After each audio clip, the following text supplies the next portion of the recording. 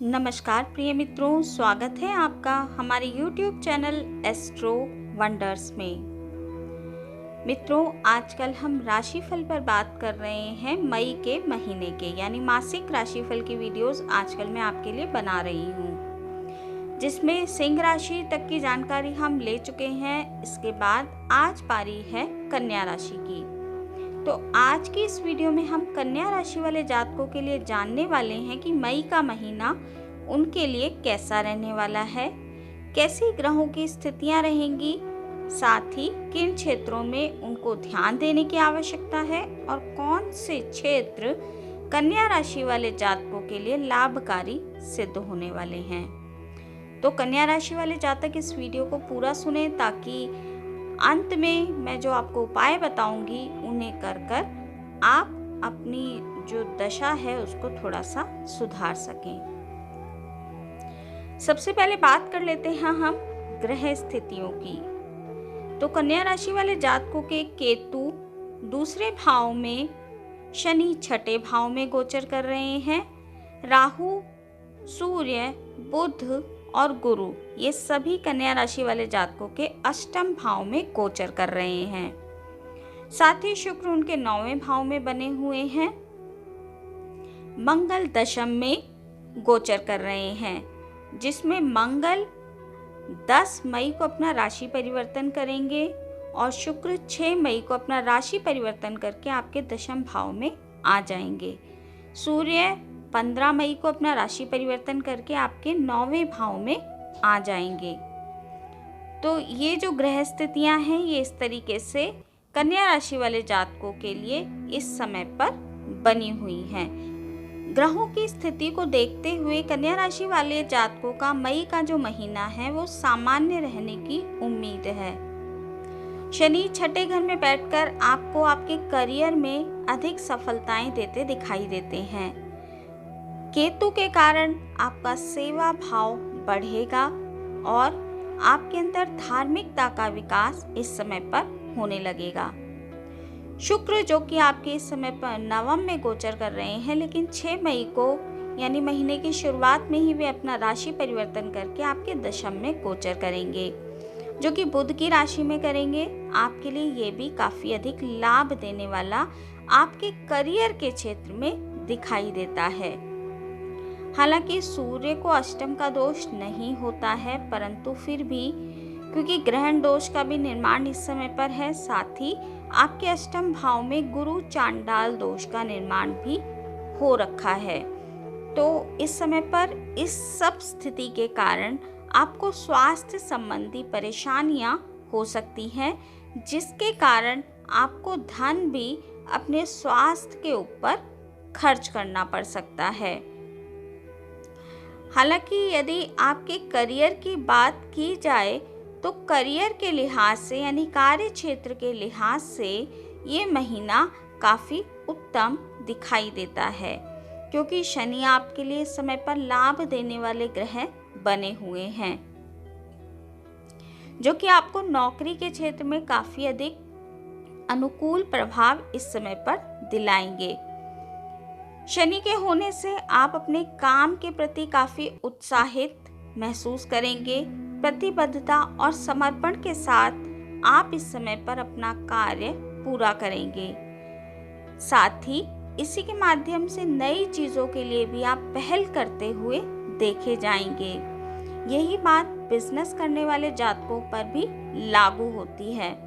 Business भी इस समय पर आपका काफी अच्छा चलता दिखाई देगा। 11वें घर में जब मंगल आ जाएंगे, यानी 10 तारीख को जब 11वें घर में आपके मंगल का प्रवेश हो जाएगा, तो आप और अधिक तरक्की करते हुए अपने करियर के लिए दिखाई देंगे। आप खुद को अपनी मेहनत के दम पर आगे बढ़ाने का प्रयास इस समय पर करने वाले हैं।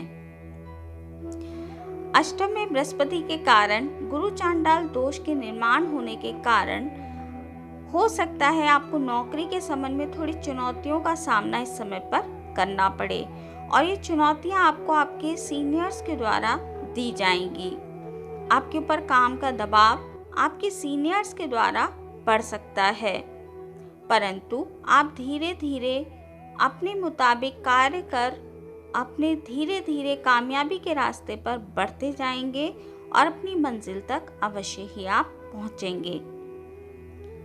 क्योंकि आपके राहु 8वें घर में चल रहे हैं और केतु आपके दूसरे घर में गोचर कर रहे हैं, जिसके कारण आपको आपके वरिष्ठ अधिकारियों से भी आपके कार्य क्षेत्र में चुनौतियों का सामना करना पड़ सकता है। अगर आप बिजनेस करते हैं और आप या फिर नया बिजनेस करने की योजना बना रहे हैं, तो ये महीना इस क्षेत्र में आपके लिए लाभदायक सिद्ध होगा। यानी यदि आप नया बिजनेस करना चाहते हैं तो मंगल क्योंकि आपके लाभ भाव में गोचर कर रहे हैं। अगर कुल मिलाकर बात की जाए तो आपको बिजनेस और नौकरी दोनों ही क्षेत्रों में इस महीने काफ़ी अच्छे परिणाम मिलने की उम्मीद है। बात यदि आपके आर्थिक पक्ष की जाए तो आर्थिक पक्ष को यदि देखा जाए तो आप इस समय पर खर्चा अधिक कर सकते हैं, क्योंकि काफ़ी सारे ग्रह आपके दूसरे भाव को देख रहे हैं, जिसके कारण आपका खर्चा बढ़ सकता है और ये खर्चा आप अपने स्वास्थ्य के ऊपर भी कर सकते हैं। ये भी हो सकता है कि खर्चा इतना बड़ा हो जाए कि आप उसे पूरा करने में असमर्थ रहें। हालांकि आपके अपने प्रयासों से इस समय पर धन की आवक आपके लिए बनी रहेगी। धन लगातार आपके पास आएगा, परंतु खर्चे उससे अधिक होते दिखाई देंगे। तो आप थोड़ा खर्चा यदि कंट्रोल करें, सोच समझकर खर्च करें तो आपके लिए उत्तम होगा, ताकि थोड़ा बहुत आप धन को बचा भी पाएं।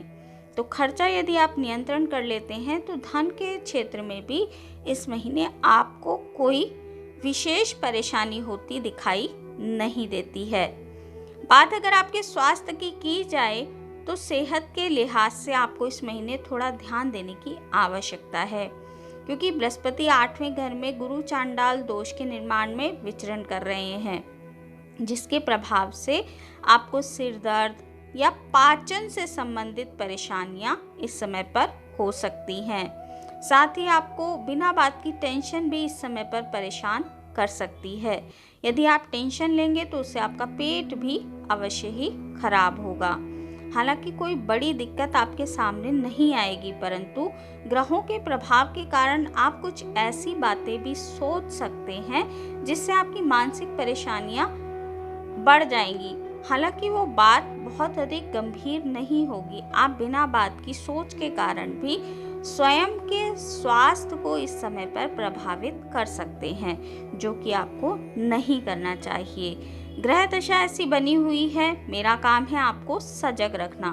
तो आप बिना बात की टेंशन को छोड़कर योग का सहारा लें, ताकि आपके ऊपर ग्रहों का जो बहुत अधिक प्रभाव है वो हावी ना हो। बात अगर आपके प्रेम और वैवाहिक जीवन की जाए तो प्रेम और वैवाहिक जीवन के क्षेत्र में आपको थोड़ा सा ध्यान देने की आवश्यकता है, क्योंकि प्रेम के क्षेत्र में इस समय पर आप प्रेमी प्रेमिका के बीच थोड़े से झगड़े झंझट हो सकते हैं, जो कि 10 मई के बाद होते दिखाई देते हैं, क्योंकि मंगल आपके 11वें में बैठकर आपके प्रेम भाव पर दृष्टि डालेंगे, जिसके कारण आपके प्रेम के क्षेत्र में थोड़ी सी परेशानियां बढ़ती दिखाई देती हैं। साथ ही जीवन साथी के साथ भी इस समय पर किसी तरह का विवाद जन्म ले सकता है, तो आप उस चीज़ का भी ध्यान रखें, क्योंकि बृहस्पति आपके अष्टम में चल रहे हैं, जो कि आपके जीवन साथी का जो घर होता है कुंडली में उसके स्वामी हैं। तो आप अवश्य ही जीवन साथी के स्वास्थ्य का भी ध्यान रखें, क्योंकि ऐसा भी हो सकता है कि आपके जीवन साथी के स्वास्थ्य में इस समय पर गिरावट आए या उन्हें किसी तरह की परेशानी महसूस हो। जो जातक शादी का विचार कर रहे हैं उनको भी अभी थोड़े समय रुक जाना चाहिए, क्योंकि शादी के लिए भी ये समय आपके लिए बिल्कुल भी ठीक नहीं है। कोई आप लड़की देखना चाहते हैं या लड़का देखने जाना चाहते हैं तो अभी कम से कम कुछ समय आपको रुक जाना चाहिए, जब तक कि बृहस्पति का ये चांडाल दोष समाप्त नहीं हो जाता। उसके बाद आपकी जो उलझने हैं वो धीरे धीरे सुलझती नजर आएंगी और आप शादी के लिए भी आगे चलकर विचार कर सकते हैं। परंतु फिलहाल प्रेम और वैवाहिक जीवन दोनों के क्षेत्र में ही आपको ध्यान देने की आवश्यकता है। बात अगर आपके परिवार की जाए तो परिवार के क्षेत्र में भी आपको बहुत अधिक ध्यान देने की आवश्यकता है, क्योंकि राहु की दृष्टि आपके कुटुंब भाव पर है। गुरु चांडाल दोष का प्रभाव आपके कुटुंब भाव पर पड़ रहा है। सूर्य की दृष्टि भी 15 मई तक आपके कुटुंब भाव पर बनी हुई है, तो जिसके कारण आपके परिवार में कुछ गलतफहमियां इस समय पर जन्म ले सकती हैं। संपत्ति को लेकर परिवार में कुछ विवाद होने की संभावना इस समय पर बनती दिखाई देती है। परिवार में किसी भ्रम के कारण भी आपस में गलतफहमी मौजूद हो सकती है और झगड़े हो सकते हैं, जिसके कारण परिवार की खुशियों का माहौल खत्म हो सकता है। क्योंकि राहु एक भ्रम के ग्रह हैं और केतु भी भ्रम के ग्रह हैं, जो कि आपके कुटुंब भाव में इस समय पर रिलेशन उनका बन रहा है। इसीलिए आप इस चीज़ का विशेष ध्यान रखें कि परिवार में किसी भी तरह की गलतफहमी इस समय पर जन्म ना ले। यदि कोई बात किसी के मन में है भी तो उसे बातचीत के जरिए सुलझा दें, ताकि मन में कोई बात ना रह जाए और गलतफहमी दूर हो जाए। इस समय पर परिवार के लोगों में आपसी कलह के कारण अहंकार भी बढ़ सकता है, जो कि विवाद का कारण भी हो सकता है। हालांकि शनि आपके ठीक इस समय पर कार्य कर रहे हैं, तो यदि आप बातचीत से पारिवारिक मुद्दों को सुलझाने का प्रयास करेंगे तो वे अवश्य ही सुलझ जाएंगे। बाकी शुक्र की स्थिति आपके लिए बेहतर है, तो आप परिवार के साथ इस समय पर किसी यात्रा पर भी जा सकते हैं। मित्रों, ये था राशिफल कन्या राशि वाले जातकों के लिए मई के महीने का। हमने हर क्षेत्र पर बात की, कहाँ आपको सजग रहना है तथा कौन सा क्षेत्र आपको फायदा देने वाला है। अब हम बात करते हैं आपके लिए उपायों की। सबसे पहले तो आपको प्रतिदिन माँ दुर्गा की पूजा करनी है, जिससे कि जो गुरु चांडाल दोष का प्रभाव है उसका प्रभाव कम हो और राहु को भी ये चीज कंट्रोल करती है। रोज 41 बार ओम राहवे नमः का जाप करें। बुधवार के दिन गरीबों को भोजन कराएं।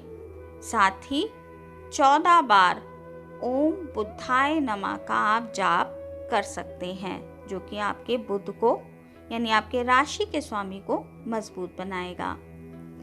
तो ये उपाय भी मैंने आपको बता दिए हैं, ये आप अपनी क्षमता के अनुसार इन उपायों को कर सकते हैं। मित्रों, आज की इस वीडियो में इतना ही। वीडियो अगर आपको अच्छी लगी हो, अगर आपके लिए उपयोगी आपको लगी हो, तो वीडियो को लाइक कीजिए, शेयर कीजिए तथा चैनल को सब्सक्राइब करना बिल्कुल भी ना भूलें। मैं अपने इस चैनल पर आपके लिए मासिक राशिफल, साप्ताहिक राशिफल, वार्षिक राशिफल तथा सभी ग्रहों के गोचर के प्रभाव को डालती रहती हूँ। तो यदि आपकी भी रुचि इस क्षेत्र में है तो आप इस चैनल को सब्सक्राइब करना बिल्कुल भी ना भूलें। मिलती हूँ आपसे अपनी अगली वीडियो में अगली किसी रोचक जानकारी के साथ। तब तक के लिए नमस्कार।